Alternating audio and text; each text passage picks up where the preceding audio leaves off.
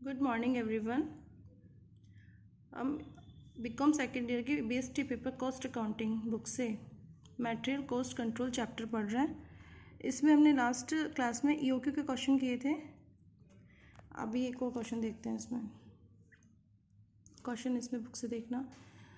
We limited TV की picture tube के निर्माता है। वर्ष 15-16 के लिए उनके संचालन का विवरण निम्न प्रकार से था। ठीक है, इसमें क्या है, वी लिमिटेड है, वो पिक्चर ट्यूब बनाते हैं। तो 15-16 में उनका क्या कैसे क्या उन्होंने ऑपरेट किया अपना बिजनेस, उसके लिए क्या दिया है, उनके ऑपरेशंस के डेटा दिए हुए हैं। तो इन डेटाज को अपन देखते हैं क्या क्या है। ऑर्डर कॉस्ट, ऑर्डरिंग कॉस्ट, आदेश देने की लागत 100 रुपये प्रति आदेश। 100 रुपये कितना आ रहा है, 100 रुपीज़ पर ऑर्डर आ रहा है। Inventory caring cost, inventory caring cost ये कितना है, 20% पर एनम। क्या आ रहा है, पर एनम आ रहा है। कॉस्ट पर ट्यूब, एक कॉस्ट कितने की खरीदी जाएगी, 520 रुपये की। मिनिमम यूसेज, अब ये जो ट्यूब्स है वो कम से कम कितनी काम आती है प्रोडक्शन में, per week 50 tubes per week, 50 tube हम कम से कम काम लेते हैं एक वीक में। और ज़्यादा से ज़्यादा मैक्सिमम यूसेज ये कितना है, 200 ट्यूब्स पर वीक, 200 ट्यूब्स ज़्यादा से ज़्यादा यूज़ आती है। नॉर्मल यूसेज कितना दिया हुआ है, 100 ट्यूब पर वीक। मैंने एक चीज़ बताई थी आपको, एक बात ध्यान रखने को, कि अगर क्वेश्चन में नॉर्मल यूसेज नहीं दिया हुआ होता तो क्या होता है, मिनिमम एंड मैक्सिमम दोनों को क्या होता है, एवरेज कर लेते हैं अपन। ठीक है, तो इस केस में क्या होता है, 200 प्लस 50 डिवाइडेड बाय 2 कितना आता है, 125 ट्यूब्स पर वीक। ठीक है, लेकिन अगर क्वेश्चन में नॉर्मल यूजेस दिया हुआ हो, खुद से दिया हुआ हो, तो हमको वही लेना है, इसका दोनों का एवरेज करके 125 मत करके आ जाना। नॉर्मल यूसेज जो प्रश्न में दिया हुआ हो उसी को लेना है। अगर इसकी सूचना नहीं होती, स्पष्ट सूचना के भाव में नॉर्मल यूसेज से कोई सूचना नहीं दी गई होती, तो हम क्या करते, minimum usage and maximum usage इन दोनों का एवरेज करते, फिर एवरेज यूसेज निकालते हैं, नॉर्मल यूसेज निकालते। इस चीज़ को ध्यान रखना। अब है lead time to supply. Supply करने में कितना क्या टाइम लगता है हमको, सप्लाई मिलने में। जैसे हमने मान लो ऑर्डर दिया, ऑर्डर आज दे रहे हैं, तो हमको सप्लायर हमको सामान भेजेगा, तो सप्लाई कितने दिन में मिलेगी। इसमें बोला 6 से 8 वीक के अंदर मिल जाती है हमको। तो 6 तो क्या हुआ, कम से कम टाइम 6 वीक लगता है, 6 सप्ताह लगता है। ज़्यादा से ज़्यादा कितना टाइम लगता है, 8 सप्ताह का लगता है। अब यहाँ पे एवरेज टाइम नहीं दिया हुआ ना, इसमें दिया हुआ है 6 से 8 वीक दे दिया, तो 6 मिनिमम हो गया, 8 मैक्सिमम हो गया। हमको एवरेज टाइम नहीं दिया हुआ, तो 6 और 8 का एवरेज करेंगे, कितना आता है, 7। तो 7 वीक हमारा क्या हो गया यहाँ पे, normal lead time to supply या फिर average lead time to supply, वो हो गया हमारा इन दोनों का एवरेज वीक 7 वीक हो गया। आपको अगर सूचनाएं ज्ञात करनी है अपनों को, अब ये जो डेटा है, ये जो भी है इंफॉर्मेशन, इससे हमको क्या कैलकुलेट करना है, ये देखो क्या कैलकुलेशंस देंगे हमको। इसमें एक क्वेश्चन है अपना, आर्थिक आदेश मात्रा, देखो एग्जाम में आया हुआ है क्वेश्चन, तो इम्पोर्टेंट है कि इसको अच्छे से कर लेना। आर्थिक आदेश मात्रा ज्ञात करनी है, दूसरी क्या ज्ञात करनी है, दूसरा क्या है इसमें, क्या सोल्यूशन मांग रहा है, यदि आपूर्तिकर्ता त्रैमासिक आपूर्ति ₹5 के बट्टे पर करने को सहमत है तो क्या इसे स्वीकार किया जाना चाहिए। If the supplier is ready to supply the required quarterly consumption of units at a discount of ₹5 per unit, is it worth accepting. अब देखो क्या बोला है, पहला तो योग्य निकाल लिया, दूसरा क्या बोल रहा है, अगर जो हमारा सप्लायर है वो बोलता है कि आपको जितना भी साल भर में जो भी आपकी एनुअल रिक्वायरमेंट है, आप उसको क्वार्टरली मैं आपको यहाँ भिजवा दूंगा आपके यहाँ पे फैक्ट्री में, तो क्वार्टरली भिजवाएगा वो। तो जैसे मान लो हमारी जितनी भी यूनिट्स है, अगर 20,000 यहाँ पे यूनिट्स है हमारी, तो वो क्वार्टर कितने होते हैं अपने इसमें, एक साल में, 1 ईयर में 3 मंथ्स के 4 क्वार्टर हो गए, तो 4 क्वार्टर में सामान भिजवाएगा।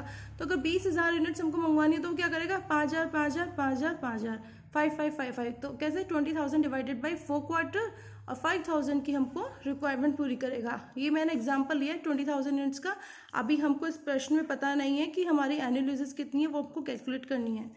तो यदि आप यहाँ पे क्लियरली दिया हुआ नहीं है, देखो कहाँ दिया हुआ है, क्लियरली कहीं नहीं दिया हुआ। Annual uses annual uses, annual requirement, annual demand, इस नाम से कुछ भी नहीं लिखा हुआ, तो अभी हमको यहाँ पे कैलकुलेट करनी पड़ेगी, वर्किंग नोट में कैलकुलेट करेंगे। अब इसने बोला कि अगर वो 5% डिस्काउंट दे रहा हो, अगर इसकी बात मान जाते हैं हम, सप्लायर की बात मान जाते हैं, आपूर्तिकर्ता की बात मान जाते हैं, तो वो 5% का बट्टा देने को हमको 5% नहीं, सॉरी 5 रुपये, देखो क्या है ₹5, 5 रुपये का बट्टा देने को तैयार है। तो क्या हमको एक्सेप्ट करना चाहिए इसका प्रपोजल? ठीक है, अभी हम देखते हैं ये कैसे देखेंगे हम। ईओक्यू सिस्टम फॉलो करने पर और ईओक्यू सिस्टम नहीं फॉलो करने पर, मतलब इस सप्लायर की बात मानने पर, दोनों तरह से अगर कॉस्ट कैलकुलेट करते हैं तो टोटल कॉस्ट किस में कम आती है, किस में ज़्यादा आती है, इसको देख के हमको डिसीजन लेना होगा। थर्ड हमको क्या कैलकुलेट करना है, पुनः आदेश स्तर, क्या रीऑर्डर स्टॉक लेवल, और है फिर अधिकतम स्टॉक स्तर, मैक्सिमम स्टॉक लेवल, फिर है न्यूनतम स्टॉक स्तर, मिनिमम स्टॉक लेवल। ये एग्जाम में क्वेश्चन आया हुआ, इंपॉर्टेंट लगा देना, क्वेश्चन आता है ऐसा एग्जाम में। अब ये क्वेश्चन हमारे सामने हो गया है, आप इसको वीडियो पॉज करके पूरे क्वेश्चन को नोट कर सकते हैं। अब हम इसका सॉल्यूशन देखेंगे। देखो इसका सॉल्यूशन देखते हैं हम। मटेरियल कॉस्ट कंट्रोल अपना चैप्टर है, इसका एग्जाम्पल कर रहे हैं। बीकॉम सेकेंड ईयर क्लास का IBST paper cost accounting book. इसमें देखो सॉल्यूशन कैसे होगा। सॉल्यूशन में क्या मांगा, आर्थिक आदेश मात्रा पूछ रहा है और आपूर्तिकर्ता 5 रुपये का बट्टा दे तो उसको एक्सेप्ट करे नहीं करे इसके प्रपोजल को, ये पूछ रहा है।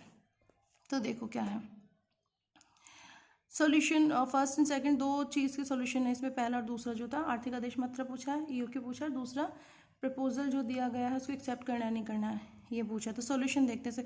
Calculation of total cost calculation होगी, किस तरह से होगी।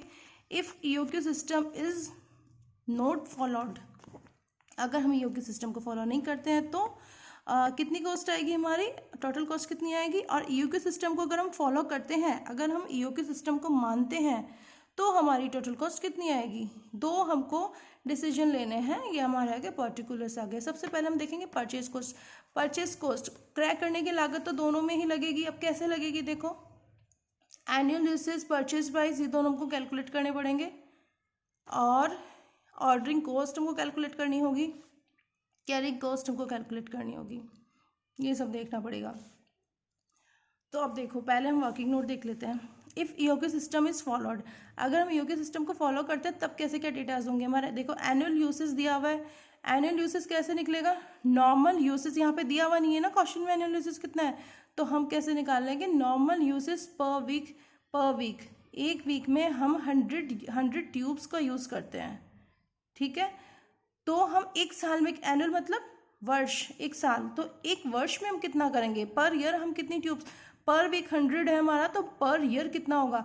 तो एक साल में कितने वीक होते हैं, 52 वीक्स, इसको नोट कर लेना जिसको नहीं पता है। 1 ईयर में 52 वीक्स कंसीडर करते हैं हम क्वेश्चन पे, 52 वीक्स।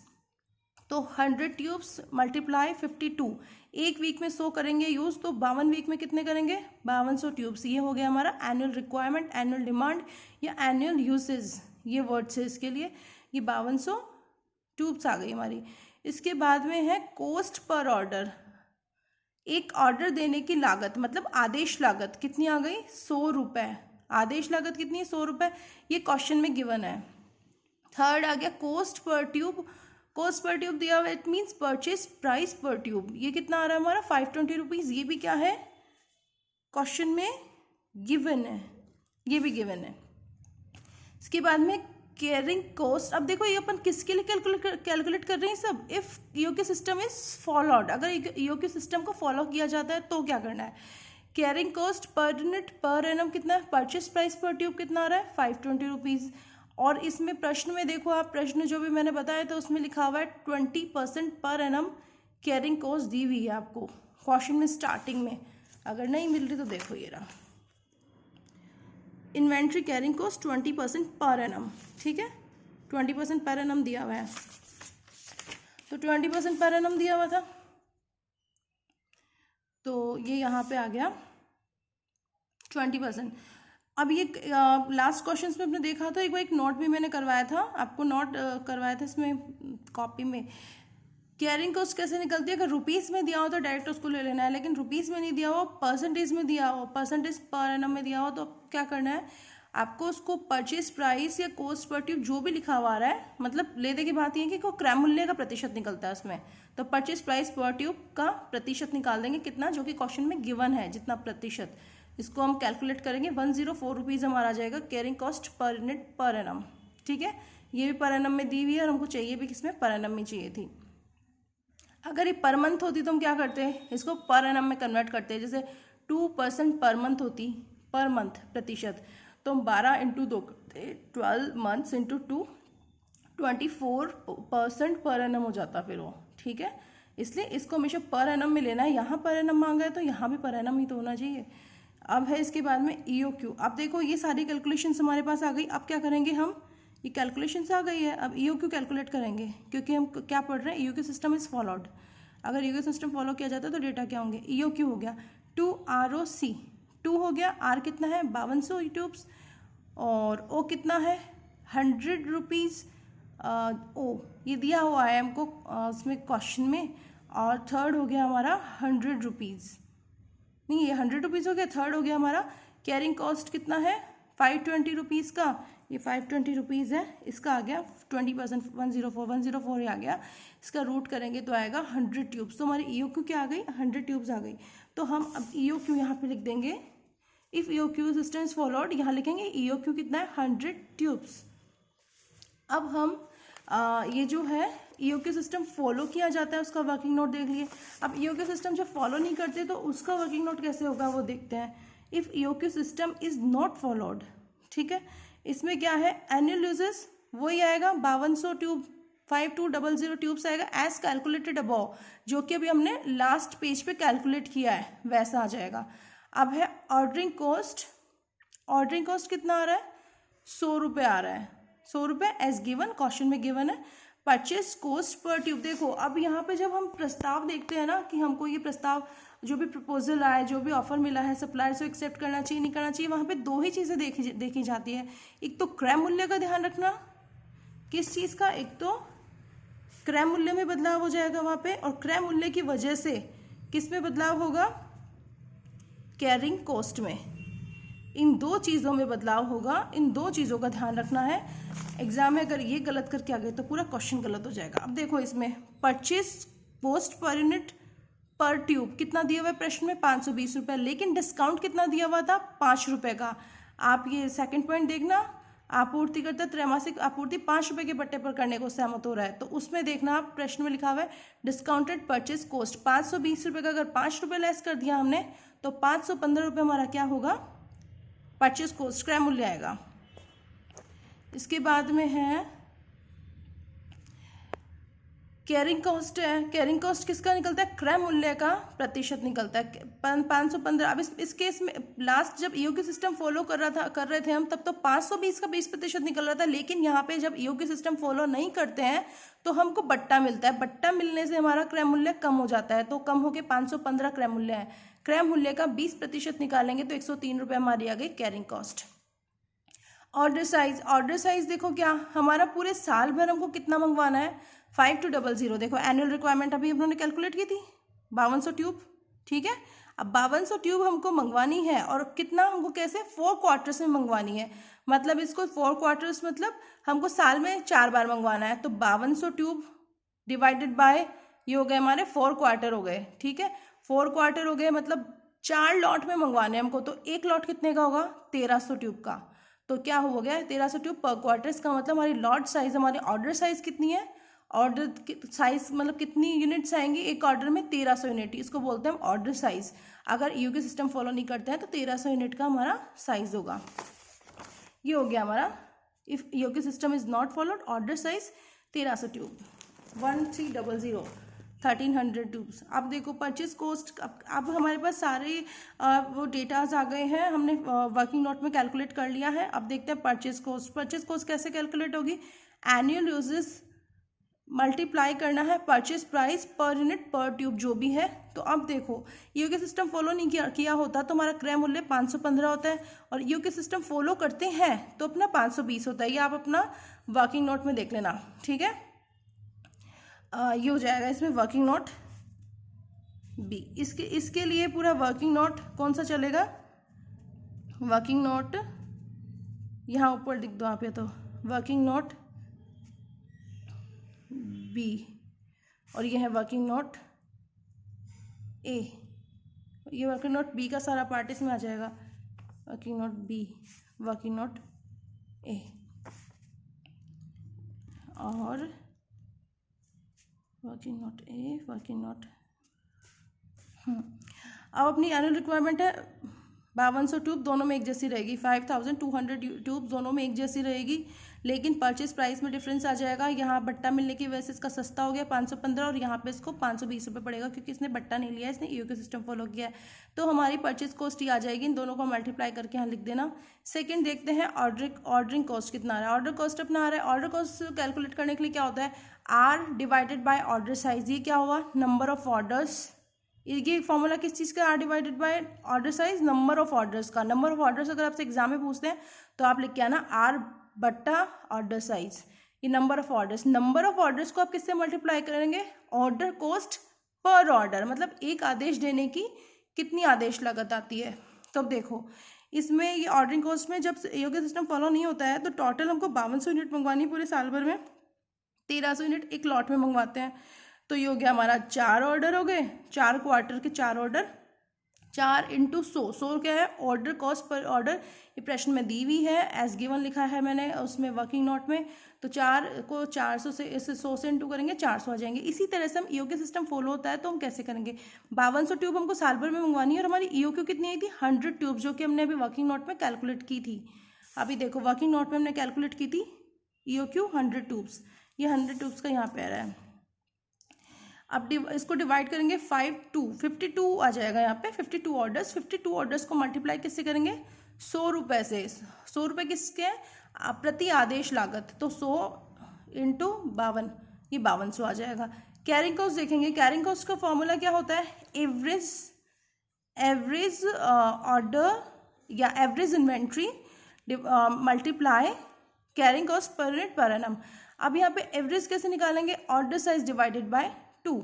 ऑर्डर साइज कितना है 1300, एक ऑर्डर कितने का 1300 का आ रहा है ना, ये देखो लिखा हुआ 1300 ट्यूब, तो 1300 का है डिवाइडेड बाय 2 इंटू 103 क्या थी carrying cost per unit per annum. ये भी हमने किया था कैलकुलेट, 103 ये आ गया, देखो 103 हमने किया था ना कैलकुलेट ये। और यहाँ पे और जब ईओक्यू सिस्टम फॉलो होता है उस केस में कितना है 104, ये सी कैरिंग कॉस्ट। तो यहाँ पे आ गया 103, यहाँ आ गया 104। तो यहाँ पे ऑर्डर साइज कितनी है 1300, यहाँ ऑर्डर साइज थी 100, ये डिवाइडेड बाय 2 इसको मल्टीप्लाई कर लेंगे, इन सबसे पूरा सॉल्व करेंगे, ये आ जाएगा अपना। अब क्या करेंगे, इन टोटल कॉस्ट को ऐड कर लेंगे, इनको ऐड करेंगे, ये इतना आएगा इसका टोटल कॉस्ट। एक बात ध्यान रखना, जब ईओक्यू सिस्टम फॉलो करते हैं तब हमारी ordering cost and carrying cost दोनों बराबर आती है। अगर ये दोनों बराबर नहीं आए तो समझ जाना कहीं ना कहीं हमसे गलती हो गई, ठीक है। ये दोनों हमारी हमेशा ईओक्यू सिस्टम जब फॉलो करते हैं तो इक्वल आती है, आप किसी भी क्वेश्चन में ट्राई कर लेना, ये दोनों इक्वल आती है तभी ईओक्यू सिस्टम का वो आंसर सही माना जाएगा, इनको इक्वल आना ज़रूरी है। तो ये इक्वल आ गई, एक आ जाए आंसर तो आप दूसरे का तो पता ही लगा लोगे कि क्या आना है। अगर इसमें एक भी गलत आया, दोनों में से दोनों में मिस मैच हुआ, इट मीन्स कहीं ना कहीं हमारी गलती है। अब ये हो गया हमारा, इन तीनों को ऐड कर लेंगे, इसको भी ऐड कर लेंगे, इसको भी ऐड कर लेंगे और इसको भी ऐड कर लेंगे, तो टोटल कॉस्ट कितनी आ गई 27,14400, ये आ गया हमारा टोटल कॉस्ट। अब देखो इन दोनों कॉस्ट में ज़्यादा किस में पड़ रही है, हमारा ज़्यादा खर्चा किस में हो रहा है, हमारा खर्चा इसमें हो रहा है, ठीक है। तो इसका मतलब हमको ये सिस्टम ऑप्ट करने में फ़ायदा है, हमको ये सिस्टम ऑप्ट करने पर फ़ायदा होगा। हमको आपूर्तिकर्ता जो दे रहा है ऑफर 5 रुपये का, उस पे उसको फॉलो करके भी हमको ज़्यादा खर्चा पड़ रहा है, हमको टोटल कॉस्ट हमारी ज़्यादा आ रही है। तो बेटर है कि हम इस वाले सिचुएशन, इस वाले ऑफर को ऑप्ट करें। तो वो कौन सा था, if EOQ system is followed, अगर ईओक्यू सिस्टम हम फॉलो करते हैं तो हम यहाँ सस्ते में काम हो जाता है हमारा। तो देखो सुझाव देना है अब आपको, आपसे सुझाव ही तो पूछा था सेकंड पॉइंट में कि आपूर्तिकर्ता का मतलब जो वो है प्रपोजल वो एक्सेप्ट करना चाहिए कि नहीं करना चाहिए। तो इसमें है आपूर्तिकर्ता से बट्टा प्राप्त करके क्रय करने पर अर्थात ईओक्यू का अनुसरण नहीं करने पर निर्माता को इन दोनों का डिफरेंस, जो भी हमारी टोटल कॉस्ट आई थी, इन दोनों का डिफरेंस कर देना 27,45,350 माइनस 27,14,400, देखो ये रहा, इन दोनों को लेस कर मतलब माइनस कर दिया, इसमें से 30,950 की हानि होगी करने निर्माता को। निर्माता का मतलब हमारी संस्था को 30,950 की संस्था होगी, अतः हमें ईओक्यू के अनुसार सामग्री मात्रा क्रय करनी चाहिए। और आपूर्तिकर्ता, और यहाँ लिख दो, और आपूर्तिकर्ता का प्रस्ताव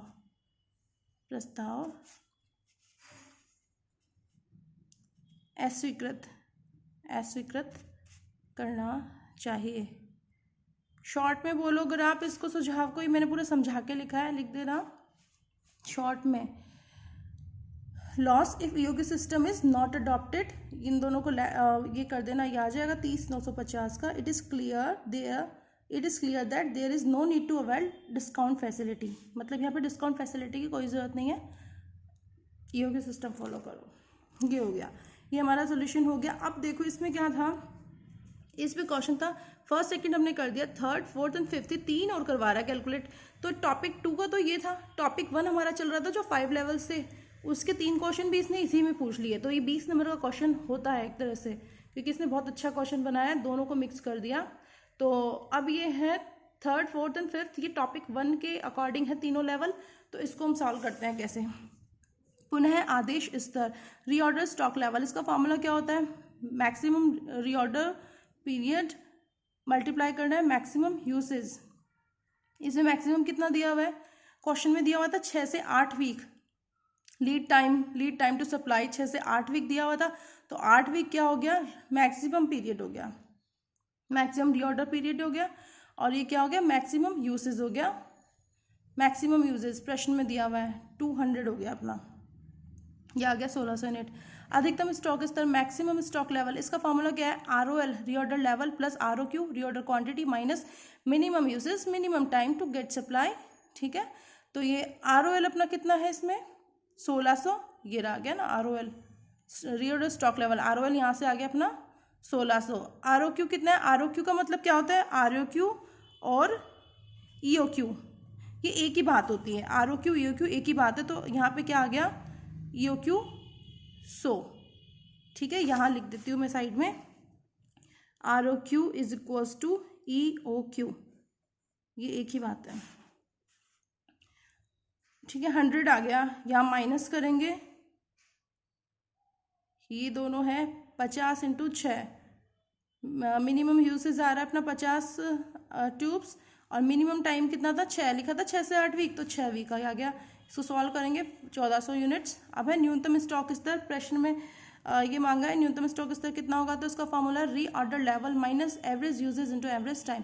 अब रीऑर्डर लेवल कितना रहा है 1600 यूनिट, एवरेज यूजेज कितना आ रहा है अपना 100 यूनिट, क्वेश्चन में गिवन है नॉर्मल यूजेज के नाम से, और है मल्टीप्लाई किससे करेंगे, एवरेज टाइम से। एवरेज टाइम कैसे निकालेंगे, average time to get supply minimum time plus maximum time to get supply divided by 2, 6 week plus 8 week बटा 2, ये कितना हो गया अपना 7 वीक। प्रश्न में मैंने बता दिया था आपको पहले कैसे निकालना है, 6 और 8 वीक जो दिया हुआ था क्वेश्चन में, देखो ये रहा, लीड टाइम टू सप्लाई 6 से 8 वीक, तो 6 है मिनिमम, 8 है मैक्सिमम, और नॉर्मल टाइम यहाँ दिया हुआ नहीं है, तो हम क्या करेंगे इन दोनों का एवरेज निकाल लेंगे। एवरेज निकालेंगे तो क्या आएगा 7 वीक आ जाएगा, ये आ गया हमारा 7 वीक। इस 7 वीक को कहाँ लिखना है हमको, न्यूनतम स्टॉक स्तर की कैलकुलेशन में काम आएगा। ये आ गया 7 week, working note number C, ये आएगा 900 यूनिट्स। इस क्वेश्चन को आप देख लेना, कोई प्रॉब्लम हो तो आप पूछ सकते हैं कमेंट सेक्शन में यूट्यूब पे या फिर व्हाट्सएप ग्रुप में। एक बार मैं इसको पूरा कर देती हूँ, पोज करके इस पूरे क्वेश्चन को नोट कर लेना।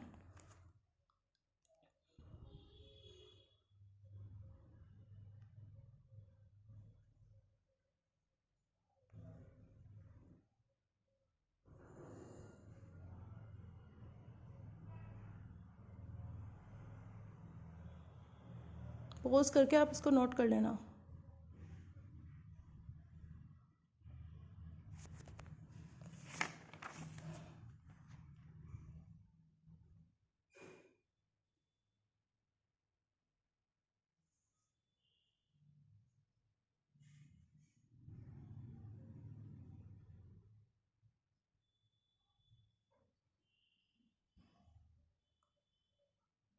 Thank you.